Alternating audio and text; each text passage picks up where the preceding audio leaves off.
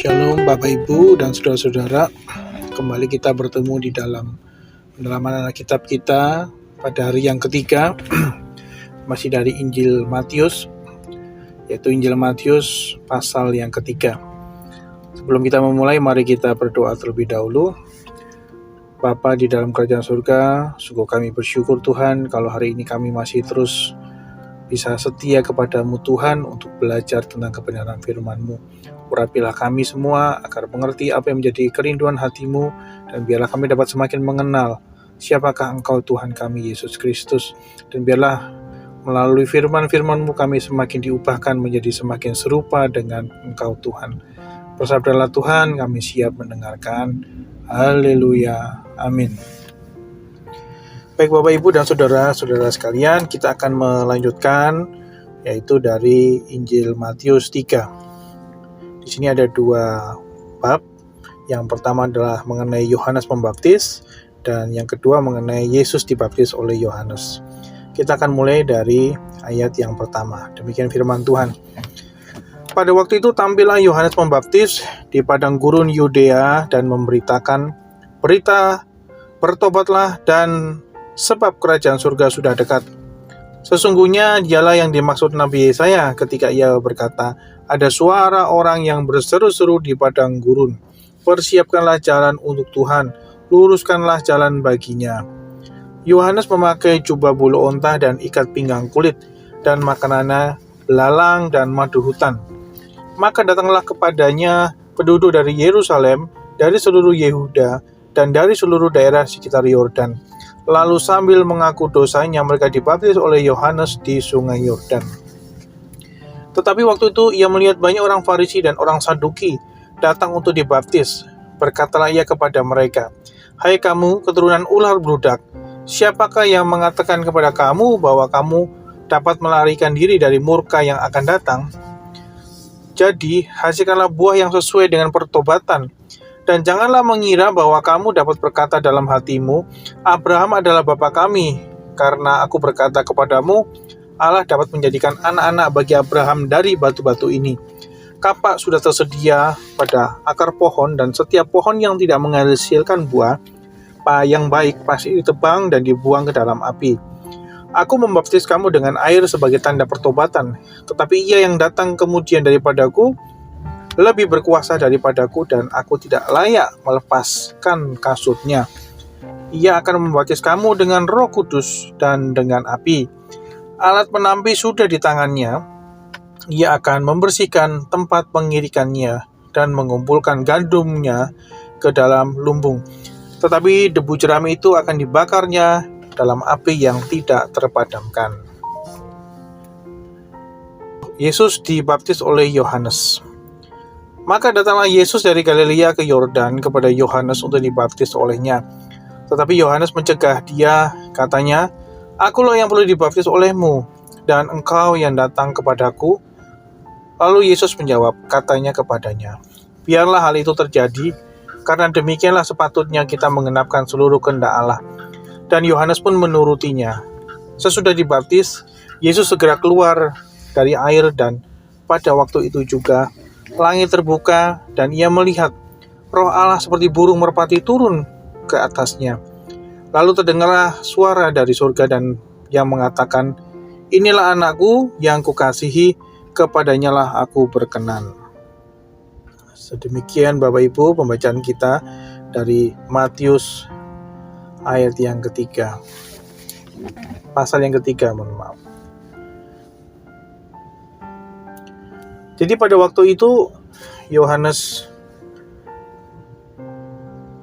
tampil di dalam padang gurun gitu ya untuk melakukan pembaptisan, di mana dikatakan Yohanes mempersiapkan jalan bagi Yesus. Ya, di mana baptisan Yohanes hanyalah sebagai simbol. Ya, tetapi Yesus akan membaptis saya dan Anda semua, termasuk Bapak, Ibu, dan Saudara semua, dengan Roh Kudus, tertulis pada ayat yang ke-11.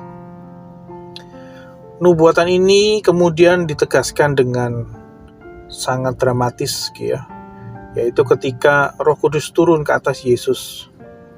melalui bentuk rupa burung merpati. Menunjukkan bahwa Yesus adalah orang yang memang benar sedang Yohanes bicarakan, dan bahwa benar Yesus mampu memberikan rohnya, Roh Kudus ya, kepada kita semua, saya, Bapak, Ibu, dan saudara semua. Dalam beberapa hal baptisan ya, tentunya Yesus berbeda dengan kita. Sebenarnya Yesus tidak perlu dibaptis, karena baptisan adalah sebagai tanda pertobatan. Tetapi mengapa Yesus mau padahal dia sudah dipenuhi Roh Kudus? Ya, itu yang menyebabkan Yohanes Pembaptis pun sempat ragu untuk mau membaptis Tuhan Yesus. Tetapi Yesus berkata, biarlah hal itu terjadi, pada ayat 14 ya. Biarlah hal itu terjadi, karena demikianlah sepatutnya kita menggenapkan seluruh kehendak Allah. Kita belajar dari sini melihat bahwa Yesus itu ingin ya 100% menjadi manusia dan juga memiliki kekudusan 100% sebagai Tuhan. Ya. Di mana Tuhan Yesus ingin mengambil rupa sebagai manusia yang kita ini sejak awal, sejak lahir itu sudah menanggung dosa atau kutuk keturunan. Mengapa Tuhan Yesus mau menjadi seperti manusia? Karena Tuhan Yesus ingin ya menanggung dosa-dosa kita, menanggung kutuk-kutuk kita. Dengan apa? Dengan menerima penyalipan ya. Jadi sebetulnya Tuhan Yesus itu mengapa ingin jadi manusia? Karena Tuhan Yesus ingin menanggung dosa kita. Kita ini baru lahir saja sudah bawa dosa. Mulai dari dosa orang tua kita, dosa leluhur kita, bahkan dosa daripada Adam dan Hawa. Dosanya banyak sekali kita ini. Belum dengan dosa yang kita lakukan setelah kita lahir. Ya. Oleh karena itu Tuhan Yesus benar-benar ingin menjadi seperti manusia karena ingin menanggung dosa kita. Sehingga Tuhan Yesus mau untuk dibaptis, bertobat, melambangkan bahwa Tuhan Yesus ingin menjadi manusia, ingin setara dengan manusia, ingin menanggung, itu yang paling utama. Tanpa mau menjadi setara dengan manusia, maka tidak bisa menanggung dosa. Itulah mengapa Tuhan Yesus mau dibaptis. Jadi Bapak Ibu, kita harus bersyukur ya bahwa Tuhan Yesus mau menjadi manusia karena sangat mencintai kita, mencintai saya, mencintai Bapak Ibu dan saudara-saudara. Sehingga mau menjadi manusia untuk apa? Untuk menanggung segala dosa-dosa kita. Ya. Oleh karena itu, kita pun harus belajar dari sini, ya. Ketaatan Tuhan Yesus menjalankan perintah Bapa seperti tadi dijelaskan. Ada nubuatan, ya, untuk menggenapkan kehendak Allah tadi pada ayat yang ke-15. Sebagai hasilnya, maka ketika kita melakukan pertobatan, kita akan mengalami yang namanya Roh Kudus. Ya, Roh Kudus akan masuk dan berjalan bersama dengan kita. Kita bisa lihat di dalam Galatia 5 ayat 25, ya. Bagaimana berjalan seiring dengan Roh. Yang pertama bisa kita lihat akan dimurnikan dengan api. Yohanes berkata tadi pada ayat yang ke-11 dikatakan, ketika ia membaptis dengan air, maka Yesus akan membaptis dengan Roh Kudus dan api. Roh Kudus akan datang seperti api pemurnian untuk membawa pada kekuatan dan kemurnian di dalam hidup kita. Dengan mengetahui api yang murni di dalam roh kehidupan ini, berarti kita akan terbebas dari rasa takut akan penghakiman. Ya, penghakiman berbicara pada saat kita nanti mati, apakah kita akan mendapat keselamatan ataukah kita akan mendapat kebinasaan. Keselamatan berbicara tentang hidup di surga, kebinasaan adalah berbicara tentang hidup di dalam neraka. Yang kedua, ketika kita berjalan dengan Roh Kudus, maka kita akan penuh dengan damai sejahtera. Ya. Ayatnya pada ayat yang ke-16 dikatakan ini, ketika Yesus dibaptis dan keluar dari air, langit terbuka dan ia melihat Roh Allah turun seperti burung merpati turun ke atasnya. Merpati melambangkan damai sejahtera yang dibawa oleh Roh Kudus, ya. Dan salah satu buah roh adalah damai sejahtera. Galatia 5 ayat 22 berbicara tentang buah roh, salah satunya adalah damai sejahtera. Jadi ketika kita berjalan dengan Roh Kudus, yang pertama tadi akan dimurnikan dengan api, tetapi kita akan tetap kuat, tetap merasa tidak sendiri. Yang kedua, akan ada perasaan damai sejahtera ketika kita berjalan bersama Roh Kudus. Yang ketiga adalah bahwa kita harus memelihara dan meyakini bahwa ya, suara dari surga yang berkata, inilah anakku. Ya, pada ayat yang ke-17 dikatakan Yesus adalah anak Allah dengan cara yang unik gitu ya. Namun Roh Kudus akan meyakinkan kita semua bahwa apa yang terjadi pada saat itu kepada Tuhan Yesus, bahwa Yesus adalah anakku, maka kita pun sama. Ketika kita sudah bersama Roh Kudus, maka Roh Kudus akan mengangkat kita, menerima kita sebagai putra dan putri Allah. Jadi kita akan menjadi roh adopsi oleh Dia. Kita bisa berseru, Aba, Bapa, ya Aba, ya Bapa. Kita bisa berseru seperti itu. Ya, kita punya kuasa karena kita diangkat menjadi anak-anaknya karena pertobatan tadi. Ya, tidak semua orang bisa mengatakan Bapa, Aba. Bisa mengucapkan, tapi Tuhan tidak mau dengar. Tapi ketika kita yang berbicara, orang-orang percaya yang sudah diadopsi menjadi anak-anaknya, seperti tadi Roh Kudus, ya Tuhan Yesus, inilah anakku, kan gitu, oleh kata suara dari surga, maka kita juga diadopsi menjadi anak-anak surga. Ya, yang keempat, ketahuilah bahwa kita dikasih oleh Allah. Karena suara dari surga pada ayat ke-17 dikatakan apa? Inilah yang kukasihi, ya. Roma 5 ayat pasal 5 dikatakan, Roma 5 ayat 5 dikatakan begini, ya.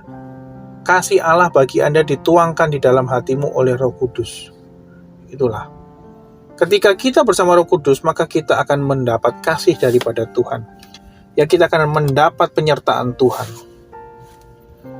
Dan yang paling penting adalah hidup ini kita merasa adanya perkenanan Tuhan. Lihat ayat yang ke-17 tadi katakan apa? Kepadanya lah aku berkenan. Ketika kita bertobat, kita terima Tuhan Yesus, Roh Kudus turun dalam hidup kita, mengikuti hidup kita, mendampingi hidup kita. Tidak ada lagi roh penuduh, tidak ada lagi ketakutan, tidak ada lagi kekhawatiran. Ya, karena apa? Karena kita telah berkenan di hadapan Bapa. Kalau ada seperti itu, Bapak Ibu, tengkinglah, usirlah di dalam nama Tuhan Yesus.